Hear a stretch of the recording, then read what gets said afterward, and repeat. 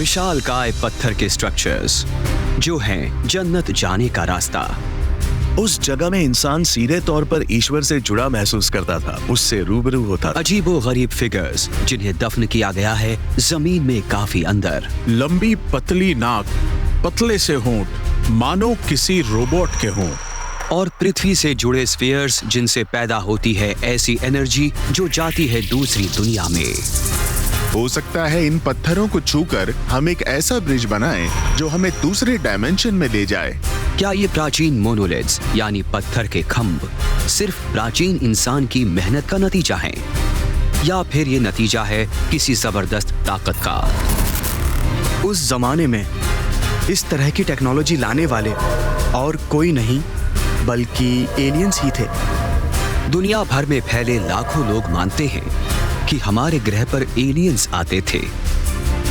क्या हो अगर ये सच हो? क्या सचमुच एंशिएंट एलियंस ने हमारे इतिहास को बेहतर दिशा दी थी? अगर ऐसा था तो वो पृथ्वी पर सबूत छोड़ गए हैं जो आज के युग में इस रहस्यमयी मोनोलिथ्स की शक्ल में खड़े हैं।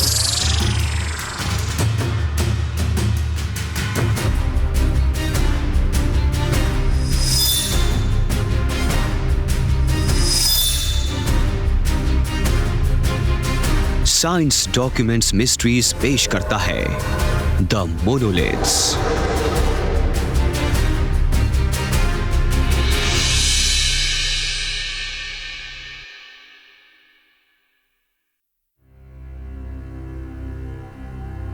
Washington monument.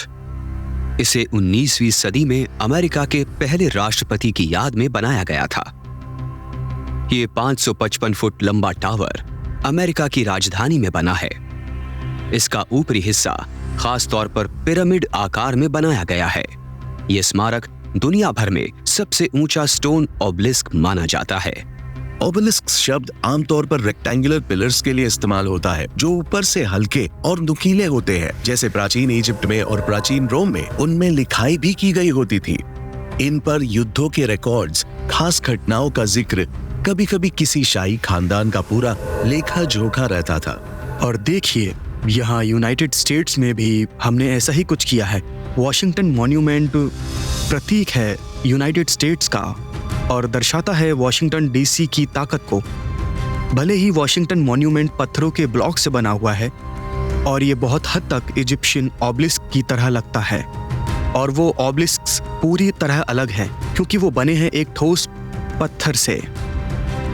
जमीन पर सीधे खड़े विशाल पत्थर को मोनोलिथ्स कहते हैं, और ऐसे ही लाखों पत्थरों की मदद से प्राचीन इतिहास में ढेरों स्मारक बनाए गए हैं, जिनमें कुछ मशहूर जगहें हैं टर्की, पेरू और इथियोपिया। आखिर प्राचीन इंसान को ऐसे विशाल स्मारकों को बनाने का ख्याल क्यों आया? या इन पत्थरों में ऐसी कोई ताकत छिपी थी जिसकी वजह से उस दौर के इंसान इन्हें खास समझते थे?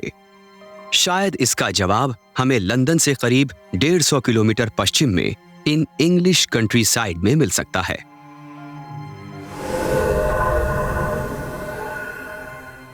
Stonehenge, England. विल्टशर काउंटी के इन सैलिसबरी मैदानों में आपको दिखेंगे दुनिया के सबसे जटिल प्राचीन पत्थरों के स्मारक। रेडियो कार्बन डेटिंग से पता चला है मोनोलिथ्स का ये बेहतरीन अरेंजमेंट दक्षिणी इंग्लैंड में करीब 4000 साल पहले बनाया गया था। 100 से भी ज्यादा पत्थरों के ब्लॉक से बना ये मोनोलिथ बतौर एक मेगालिथ सबसे बड़ा स्मारक है। एक दौर ऐसा भी था करीब कुछ हजार साल पहले जिसे मेगालिथिक युग कह सकते हैं, और इसकी पुष्टि इस बात से भी होती है कि हर सभ्यता ने बड़े बड़े पत्थरों के स्मारक बनाने शुरू कर दिए थे। ये कल्चर्स, जिन्हें हम मेगालिथिक कल्चर्स भी कहते हैं, इनके पीछे कोई तो रहस्य जरूर था। सवाल ये उठता है, आखिर क्यों?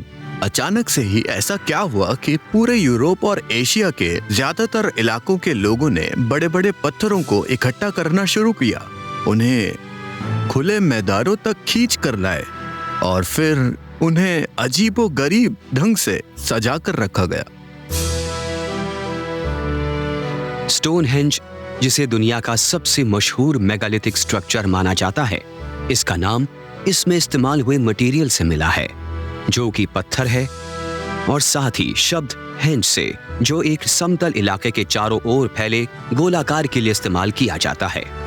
स्टोनहेंज अभी जो है वो असली स्मारक का सिर्फ 25% बचा है, बाकी का 75% तबाह हो चुका है हमेशा के लिए।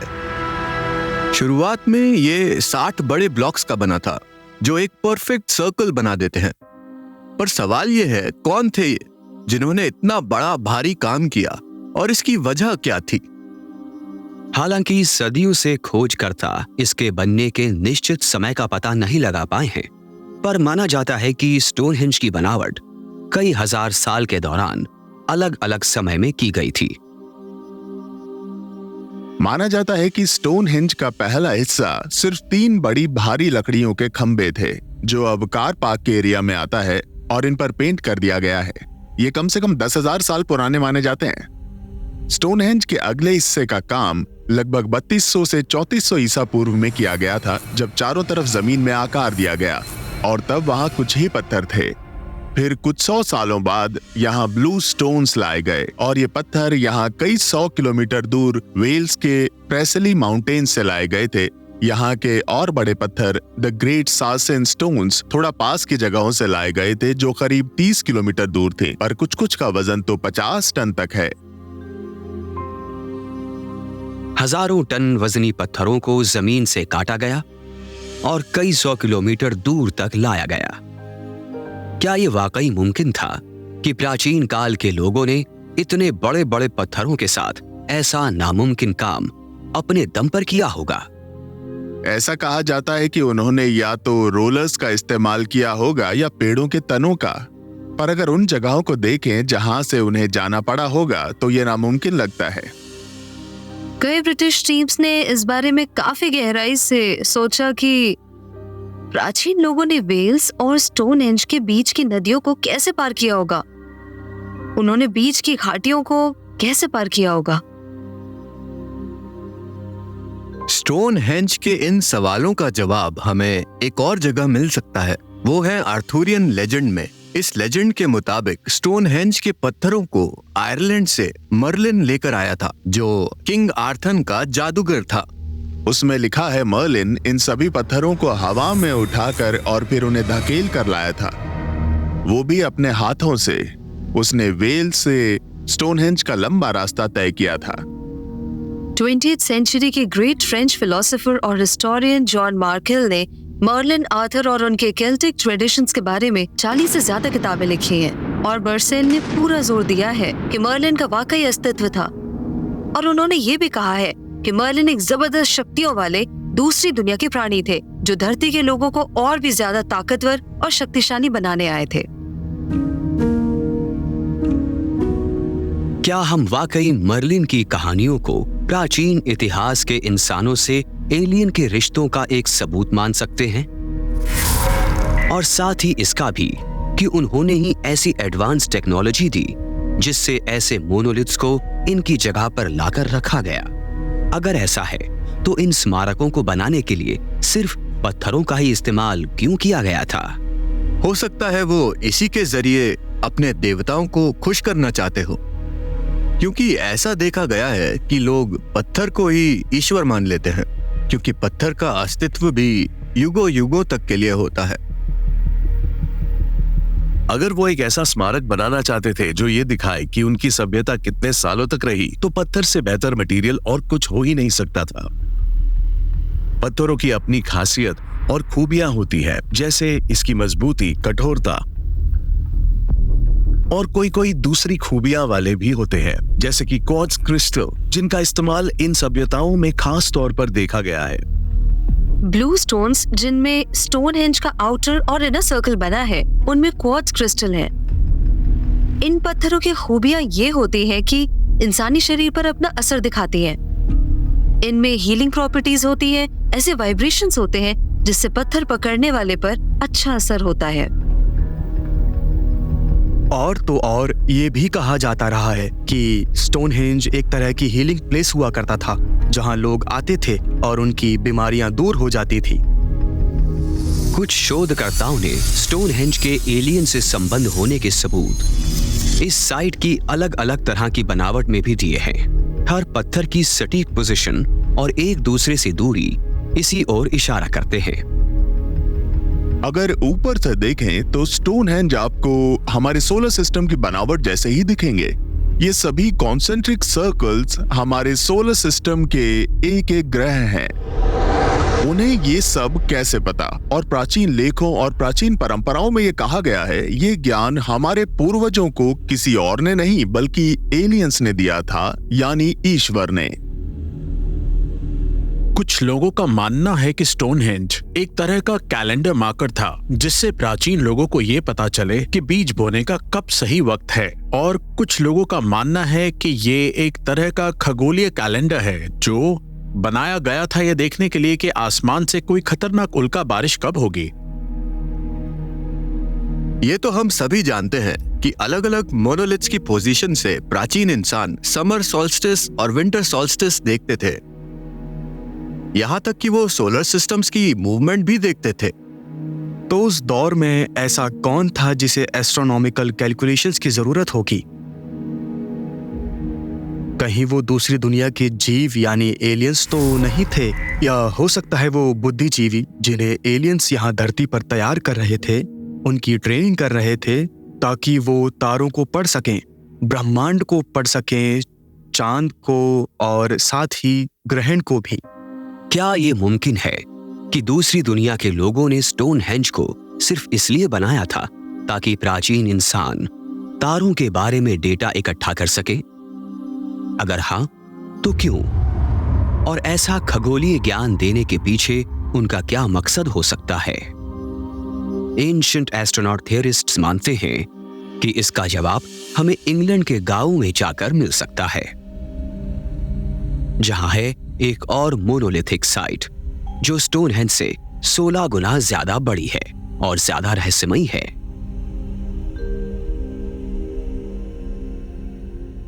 दक्षिण पश्चिम इंग्लैंड। स्टोनहेंज से करीब 27 किलोमीटर उत्तर में है एवबरी। यह दुनिया का सबसे बड़ा मेगालिथिक स्टोन सर्कल है। शुरुआत में यहां हजारों की तादाद में मोनोलिथ्स थे। कुछ विशेषज्ञों का मानना है कि यह साइट किसी जमाने में ग्रेट ब्रिटेन के धार्मिक संस्कारों की सबसे खास जगह थी। एवबरी शायद पूरे ग्रेट ब्रिटेन में सबसे खास और सबसे दिलचस्प मेगालिथिक साइट है। शायद इसकी वजह सबसे बड़ा होना भी है। आप ये अंदाजा लगाइए कि ये कितनी बड़ी जगह में बना है। आज इस इलाके में पूरा एक गांव बसा हुआ है, क्योंकि ये है ही इतना बड़ा। पत्थर बहुत बड़े बड़े हैं। शायद एक पत्थर 20 से 50 टन का होगा। आधे टेढ़े कटे हुए पत्थर हैं जो गोलाई में लगे हैं। एवबरी में असल में पत्थरों के 2 गोले बने हुए हैं और ये दोनों ही अपने आप में स्टोनहेंज के बराबर हैं। एक पुराने पुरातत्व के जानकार ने कहा था, स्टोनहेंज एवबरी के मुकाबले एक छोटा चर्च था, वहीं एवबरी एक बड़ा कैथेड्रल था। जब आप एवबरी जाते हैं, आप 2 अलग अलग दिशाओं से भी जाइए तो आपको पत्थरों की कतार मिलेगी जो आपको वहां के आसपास के इलाके में ले जाती है। साथ ही आपको आसपास और भी स्मारक देखने को मिलते हैं, जैसे कि सिल्बरी हिल जो इंसान द्वारा बनाया गया यूरोप का सबसे बड़ा टिला है, और वेस्ट केनेथ लॉन्ग बैरो जो एक बैरियर चेंबर था जो शायद 6000 साल पहले इस्तेमाल होता था। मुख्य धारा के इतिहासकार मानते हैं कि 28 एकड़ से भी ज्यादा के इलाके में फैला एवबरी का निर्माण ईसा पूर्व 2850 से ईसा पूर्व 2200 के बीच न्यूलिथिक ब्रिटेन्स ने किया था, और स्टोनहेंज की तरह ही इसका इस्तेमाल पवित्र संस्कारों के लिए होता था। साल के अलग अलग मौसमों के त्योहार मनाए जाते थे, मौसमों की विदाई और स्वागत होते थे। ऐसा लगता है मानो ये उनके समाज में एक तरह का जरूरी काम था जो कुदरत से उनके जुड़ाव को दर्शाता था। और वो कुदरत को न केवल समझते थे बल्कि उसे वो नियंत्रित भी करते थे, और ऐसा करने से दुनिया में शांति रहती थी और कभी भी कोई गड़बड़ी और तबाही नहीं आती थी। कहते हैं एवबरी बतौर एक मीटिंग पॉइंट मशहूर था। ये मिड समर और मिड विंटर में सॉल्स्टिस की जानकारी भी देता था। पर सही मायनों में वहाँ क्या होता था, लोगों ने ये जगह क्यों बनाई, हमें नहीं पता। शोधकर्ताओं की माने तो एवबरी में पत्थरों का गोलाकार होना किसी खास मकसद से था, जिनमें से एक शायद इन मोनोलिथ्स को उन एलियन से जोड़ना था जो हजारों साल पहले यहां आए थे। एवबरी के आसपास के इलाकों को अक्सर जादुई और रहस्यमयी बातों से जोड़ा जाता है। वहाँ कई ऑब्स देखे गए हैं, यूएफओस देखे गए हैं, किसी ने भूतों को देखने का दावा किया है। आसपास के एरिया में कई क्रॉप सर्कल्स देखने को मिले हैं। इस जगह की अपने आप में एक अलग ही रहस्यमयी फीलिंग है।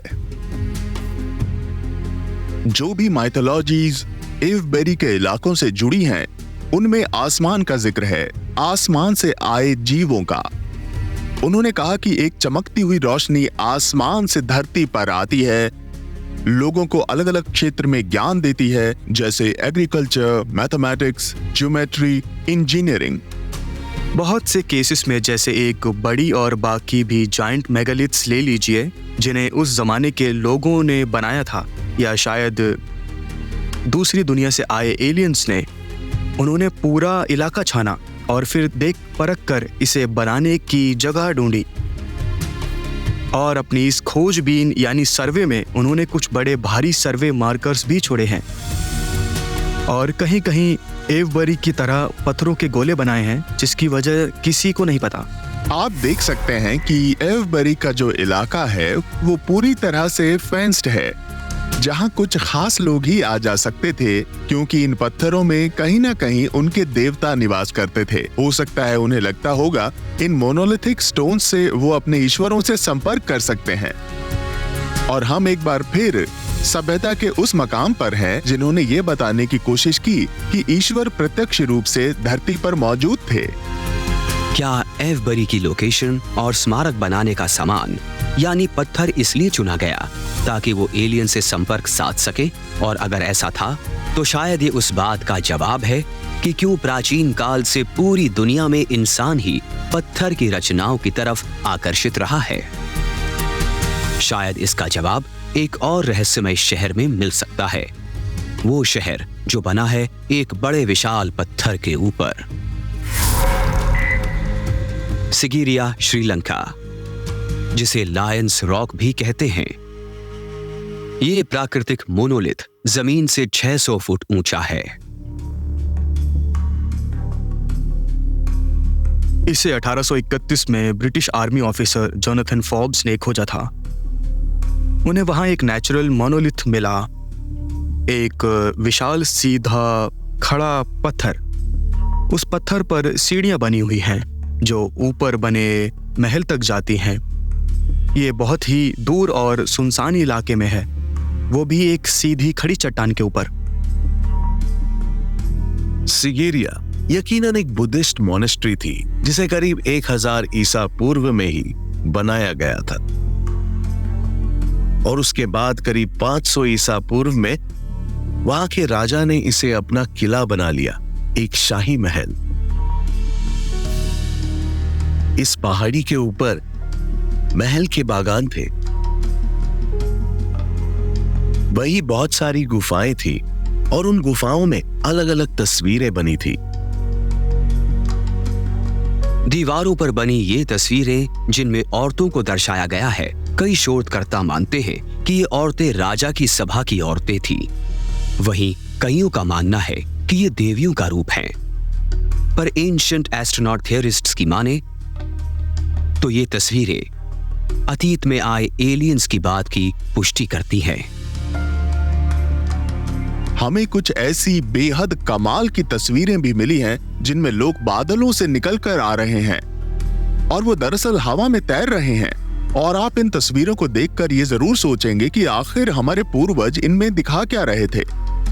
यहाँ की पौराणिक कथा और कहानियों में लिखा गया है कि सिगिरिया ईश्वर की मदद से बनाया गया था, जो आसमान से जमीन पर उतरे थे।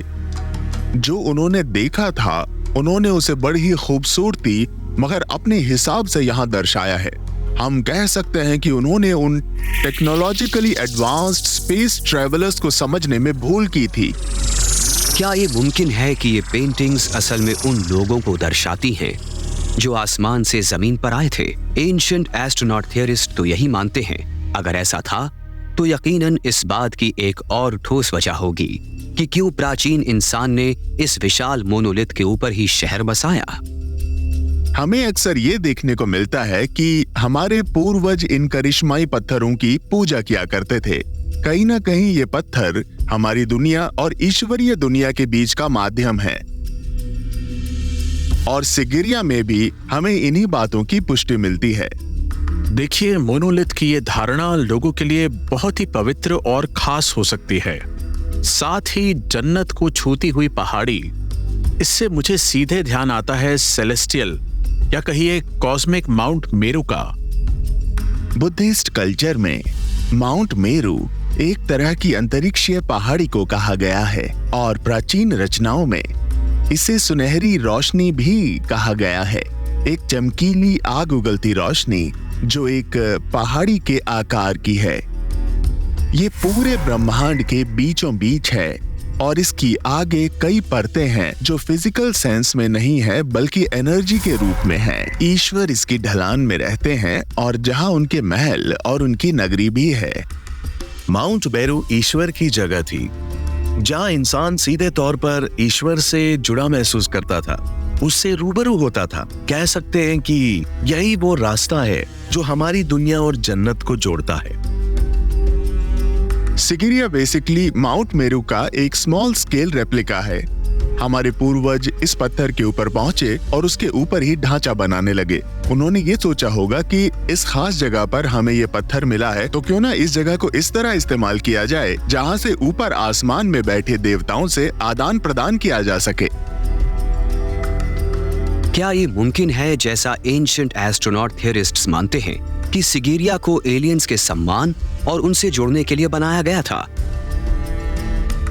अगर हां, तो क्या दूसरी मोनोलिथ्स आकाश से आए इन यात्रियों के बारे में कुछ और राज खोलेंगे?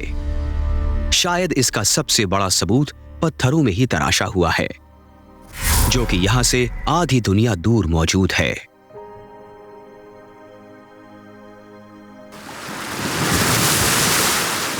ईस्टर आइलैंड, प्रशांत महासागर में अलग थलग पड़ा द्वीप, जो चिली से करीब 3200 किलोमीटर पश्चिम में है। इस छोटे से द्वीप में है करीब 900 monolithic stone structures. Easter island पर हमें विशाल चेहरे और धड़ मिले हैं जो वॉल्केनिक रॉक से बने हैं। इन्हें मोआई कहते हैं।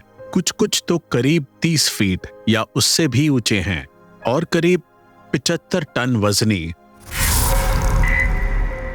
आपको ये पता नहीं चलेगा कि वो असल में सीने तक जमीन में धंसे हुए हैं, और ये स्टैचूज जितने दिखते हैं उससे 2 या 3 गुना बड़े हैं, क्योंकि इनका ज्यादातर हिस्सा जमीन के नीचे है। कई स्टैचूज तो थोड़े झुके हुए हैं और ऊपर आसमान की तरफ देख रहे हैं।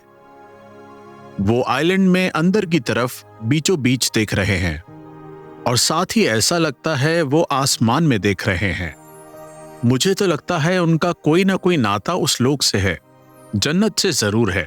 हो सकता है आसमान में जो भी घटित होता था वो उन लोगों के लिए बहुत खास था, जिसे वो इन मोआई में रिकॉर्ड करते थे। इसलिए उन्हें ऊपर की तरफ देखते हुए बनाया है, मानो आसमान में कुछ हो रहा है। पुरातत्वविदों के मुताबिक ईस्टर आइलैंड के मूल पॉलिनेशियन निवासी, जिन्हें रापा नुई पीपल भी कहते हैं, उन्होंने ही अपने पूर्वजों के सम्मान में 12वीं और 18वीं सदी में ये मोआई बनाए थे। पर हाल ही में हुए पुरातात्विक खुदाई में पता चला है कि ये मूर्तियां हजारों साल पहले प्राकृतिक रूप से धंस गई थीं, जिससे इनके और पुराने होने की बात सामने आती है। भूविज्ञान की दृष्टि से देखें तो मोआई को 20 फीट या उससे ज्यादा जमीन में धंसने में करीब हजारों साल लगे होंगे, जो कि आर्कियोलॉजिस्ट द्वारा बताए गए वक्त से कहीं ज्यादा है। ऐसा कहना कि ये 1000, 1500 या 700 साल पहले बनाए गए हैं, ये सही नहीं है। ये उनसे कहीं पहले बनाए गए हैं। ऐसा लगता है कि कुछ मेहमान आए थे जिन्होंने ये बनाए, और हो सकता है कि ये सिर्फ इन्हें बनाने वालों को ही दर्शाते हो। अगर मोआई जितना माना जाता है उससे भी कहीं ज्यादा पुराने हैं, तो आखिरकार इन्हें किसने बनाया और क्यों? क्योंकि कहा जाता है कि रापा नुई ईस्टर आइलैंड में 300 ईस्वी के बाद ही आए थे। तो क्या ये मुमकिन है कि हजारों साल पहले दूसरी दुनिया के लोग इस द्वीप पर आए थे? एंशिएंट एस्ट्रोनॉट थियरिस्ट्स मानते हैं कि इन मोनोलिथिक फिगर्स में वो तमाम सबूत मौजूद हैं जिनसे पता चलता है कि ये रापा नुई के पूर्वज असल में स्पेस ट्रैवलर्स यानी एलियंस थे।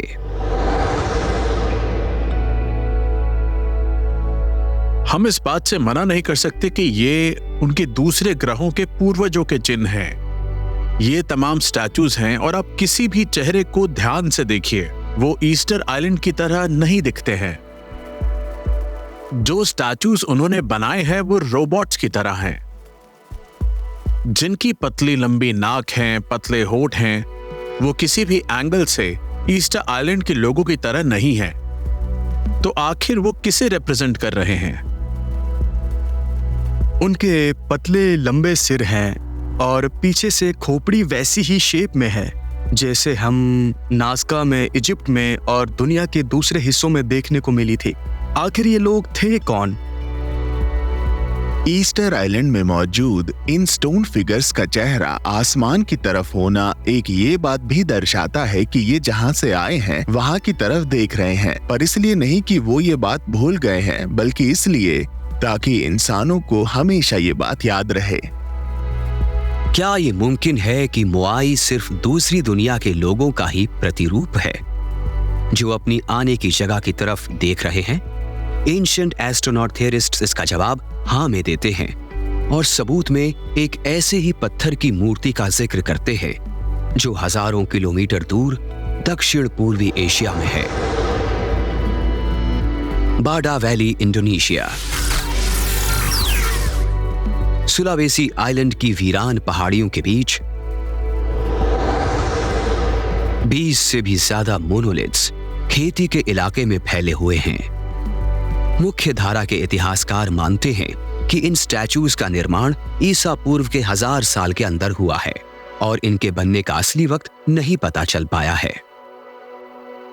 इस घाटी में धान की खेती की जाती है जो दक्षिण पूर्वी एशिया के इंडोनेशिया में ज्यादातर इलाकों में होती है, और उन खेतों के बीच में ये स्टैचूज रखे हुए हैं जिनकी वजह किसी को भी नहीं पता। जब आप इन्हें देखेंगे तो आप दंग रह जाएंगे।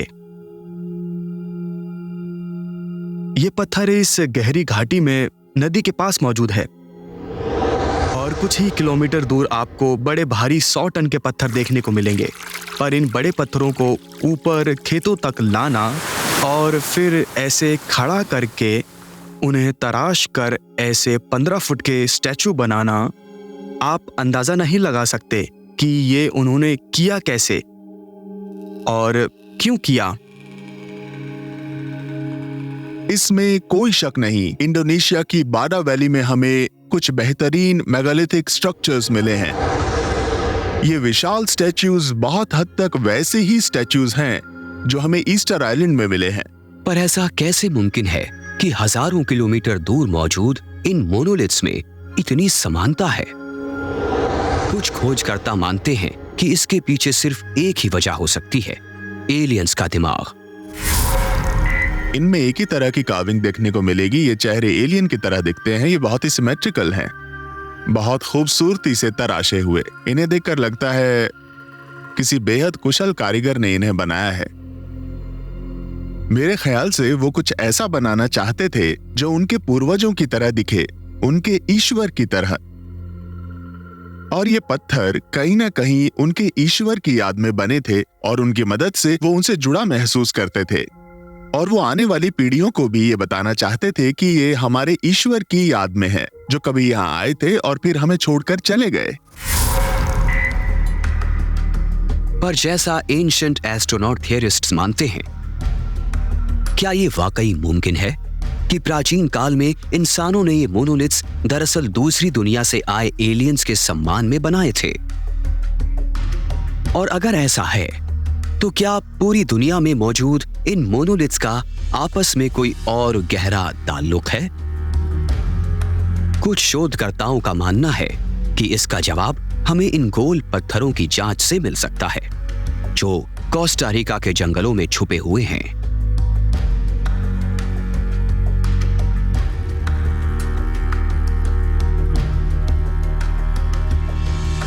पामर सुर, कोस्टा रिका। 1930 के दशक में जंगल की सफाई के दौरान कर्मचारियों को यहां कई मोनोलिथिक गोल पत्थर मिले। उनमें से कुछ तो बहुत बड़े हैं, आप देखिए, कुछ तो 10 फुट डायमीटर के हैं, बहुत ही बड़े हैं। कुछ छोटे भी हैं, बास्केटबॉल के साइज के हैं, और कुछ तो कार टायर के जितने भी हैं। अब तक इस इलाके की आर्कियोलॉजिकल साइट्स में 300 से भी ज्यादा ऐसे गोल पत्थर मिले हैं। लास बोलास कहे जाने वाले ये पत्थर प्राचीन काल के सबसे कुशल तरीके से तराशे गए पत्थर हैं। कुछ विशेषज्ञ मानते हैं कि ये रहस्यमयी पत्थर की बॉल 96% गोल हैं। एक परफेक्ट गोल आकार की बॉल बनाना आसान नहीं है, और सोचने वाली बात यह है कि ये प्राचीन इलाका है, तो जो पत्थर की बॉल हमें कोस्टा रिका में मिली है उन्हें ऐसा रूप देना मुझे नहीं लगता कि सिर्फ एक दूसरे पत्थर से मार मार कर दिया गया होगा। हम इस बात का सिर्फ अंदाजा ही लगा सकते हैं कि उन्होंने इतने सटीक गोले आखिर बनाए कैसे होंगे। ये गोले ग्रेनाइट और ग्रेनाइट डायोराइट से बने हैं। ये बहुत ही सख्त इंजीनियस रॉक्स हैं जिन पे काम करना बहुत मुश्किल होता है। ग्रेनाइट डायोराइट सबसे कठोर नेचुरल मिनरल्स में से एक है। प्रकृति में ये आपको कभी भी गोल आकार में नहीं मिल सकता है, तो ये साफ है कि किसी ने इन्हें आकार दिया है। आज हम ऐसे गोल आकार बनाने के लिए डायमंड टूल्स और लेजर का इस्तेमाल करते हैं। ऐसा लगता है उस समय एक मेगालिथिक कार्विंग रहा होगा जहां ये परफेक्ट गोले बनाए जाते थे। कुछ तो अभी भी जंगल के किसी कोने में पड़े होंगे। तो आखिर इन्हें क्यों बनाया गया था? ये यहाँ पड़े पड़े क्या कर रहे हैं? जंगल में खुदाई से पता चला वहां के सरदारों को छोटे छोटे गोलों के साथ दफन किया गया था, और कुछ कुछ बॉल तो बेहद बड़ी थी जो किसी भी कब्र में फिट नहीं हो सकती थी। तो इन पत्थर के गोलों का असली राज तो यही है कि आखिर इन्हें बनाया क्यों गया था। कोस्टा रिका की लोकल कहानियों में लिखा गया है कि ये पत्थर की गेंदें तोप के गोलों की तरह इस्तेमाल होती थी, जिसे God of thunder, God of wind और हरिकेन्स को भगाने के लिए किया करते थे। देखिए, ये तो कहानी कहने का उनका तरीका है, पर हम सब जानते हैं किसी भी कहानी का एक मूल सच होता है। और अब सवाल ये है कि वो मूल आखिर था क्या? कहानी में जिसे ईश्वर की जंग बताया गया है, कहीं वो प्राचीन एस्ट्रोनॉट की मशीनों का काम तो नहीं था, जैसा कि कुछ शोधकर्ता मानते हैं। अगर ऐसा है तो इन पत्थर के गोलों ने कहीं ना कहीं मोनोलिथ्स के अस्तित्व का राज खोल दिया है। बोस्निया हर्ज़ेगोविना 2004। बानिया लूका टाउन के पास पुरातत्वविदों की एक टीम को जंगल और नदी के किनारे पत्थरों के गोले मिले। अगर आप उस एरिया में जाएंगे तो पहाड़ी के किनारे पानी से घाटी बनी हुई है, और उस घाटी में ये पत्थर की बॉल्स हैं। ये भी वैसा ही है जैसे कोस्टा रिका में है। कोई कोई पहाड़ी में आधी धसी हुई है और कुछ पूरी तरह से बाहर हैं। ये एक टूरिस्ट एरिया है, और बोस्निया में ऐसे 4-5 इलाके हैं जहां ऐसी पत्थर की बॉल्स देखी जा सकती हैं। एक पेड़ वहां पर था और जब पिछला तूफान आया तो वो पेड़ गिर गया और उसके साथ जितना भी मलबा आया वो यहाँ जम गया और उसके नीचे ये पत्थर की बॉल दब गई। ये देखिए। बोस्नियन स्टोन्स फेयर सबसे ज्यादा सेंट्रल बोस्नियन के जाविदोविची टाउन में मिले हैं। हमने 4 अलग अलग पत्थरों के गोलों से सैंपल्स लिए और वहीं आसपास प्राकृतिक रूप से मौजूद कुछ पत्थरों के सैंपल्स लिए और उसके बाद हमने केमिकल एनालिसिस किया और हम इस नतीजे पर पहुंचे कि ये पत्थर के गोले किसी तरल पदार्थ से बने थे।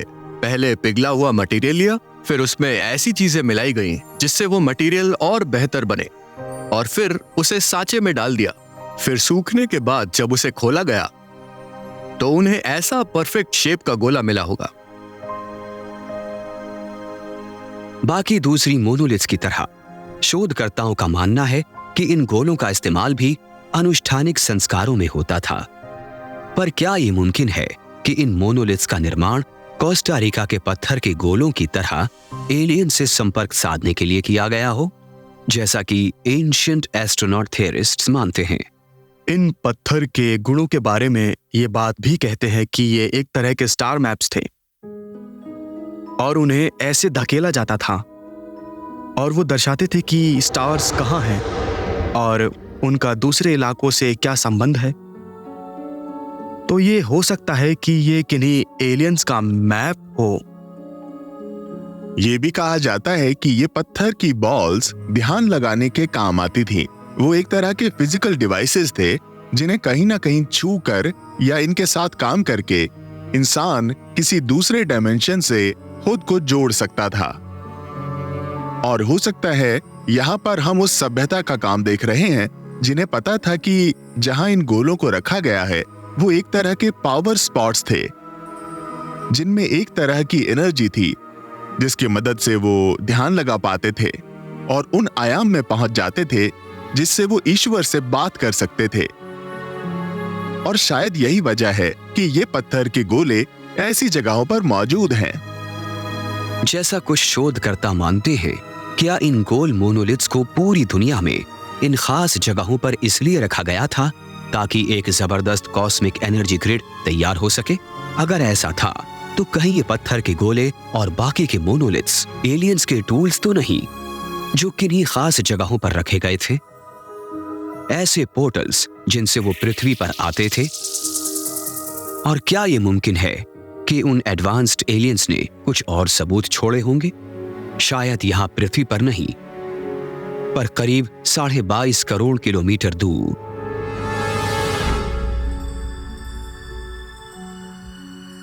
उन्नीस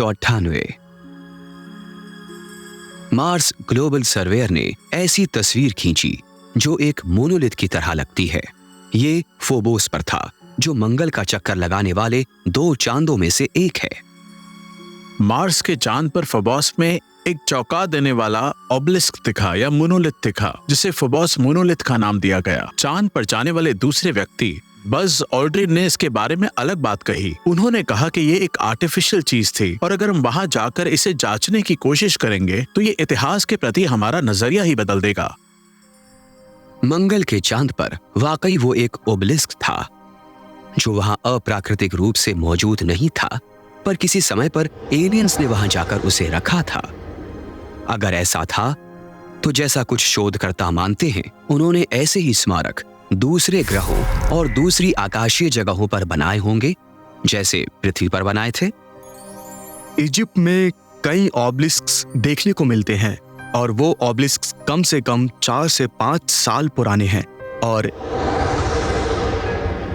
इथियोपिया के ऑब्लिस्क्स भी इतने ही पुराने हैं। ये ऑब्लिस्क्स क्रिस्टलाइन ग्रेनाइट से बने हैं और इस ग्रेनाइट के अंदर क्वार्ट्ज क्रिस्टल भी है।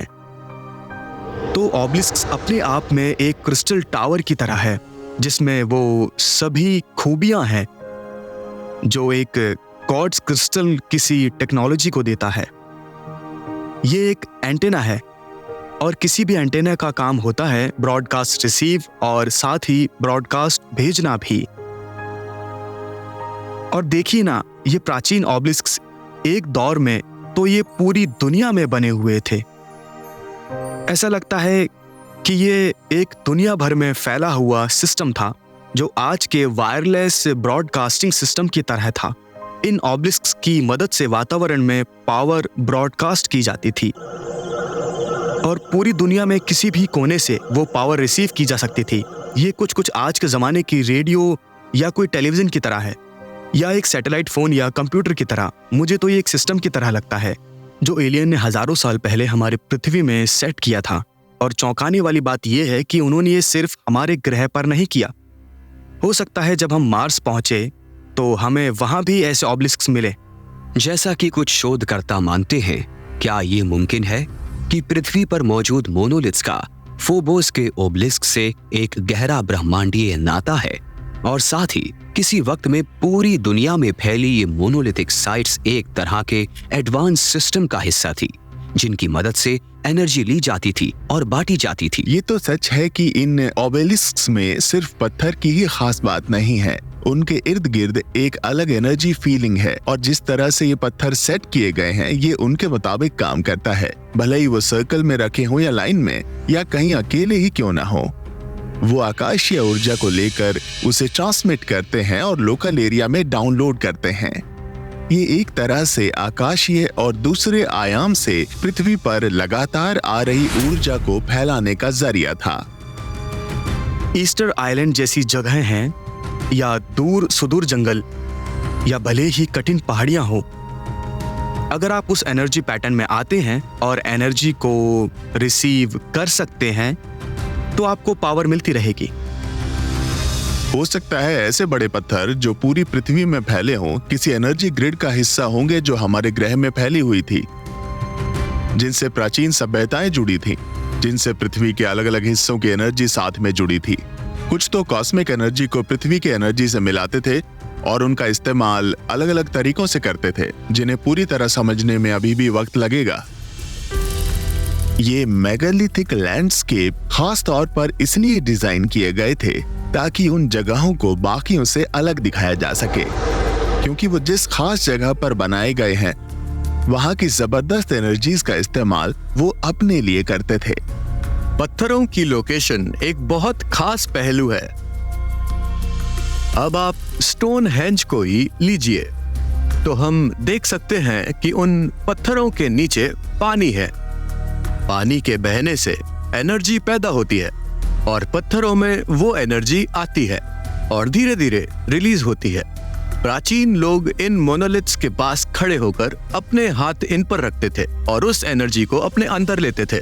और इन पत्थरों को इस पैटर्न में लगाया गया था कि वो ऐसे आसपास के इलाके को घेरें ताकि जो भी लोग उसके एरिया में आए उन पर उनका बेहतरीन असर दिखे। पूरी दुनिया में भले ही वो बोस्निया के पत्थर के गोले हों या एवबरी के मेगालिथिक मॉन्यूमेंट्स हों, हम जान सकते हैं कि हमारे पूर्वज कहना चाह रहे थे कि ये पत्थर अलग तरह की एनर्जी अपने में समाये हुए हैं, सोल, स्पिरिट जो हमारे पूर्वजों की है, ईश्वरों की है। दुनिया के इन तमाम मोनोलिथ से ये बात पता चलती है क्योंकि शुरुआत से हम पूरी दुनिया में एक रिश्ता खोज रहे हैं, इंसान और ईश्वर के बीच का रिश्ता। मोनोलिथ्स जो बनावट में एक दूसरे से जुड़े हैं और अपने में समाये हैं पृथ्वी की एनर्जी और उन एलियंस के लिए काम करते हैं बतौर एक संकेत द्वीप। क्या ये मुमकिन है इन प्राचीन मोनोलिथ्स में कोई एडवांस्ड या कहिए एलियन पावर है जिसे हम अब तक भाप नहीं पाए?